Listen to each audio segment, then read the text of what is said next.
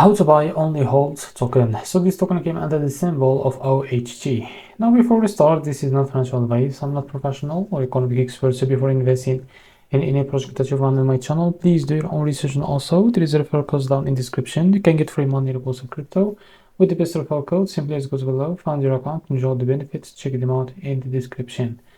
Now before going on by this token, make sure to check the REFERRAL account and keep following the updates about this token. And as you can see, this token is available on the screener. It's created 11 hours ago and increased by 3000% in the last 24 hours.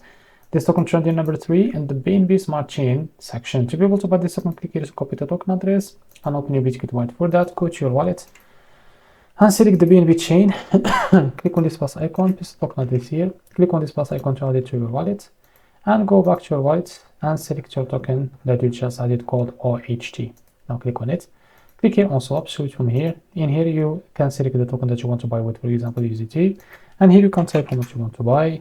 So here you will be able to see how much you receive that token, as you can see here. Now after that, click here on swap and you will be able to buy this token on your wallet. So this is how to buy OHT token. If you found this very helpful, please like and subscribe. See you next video.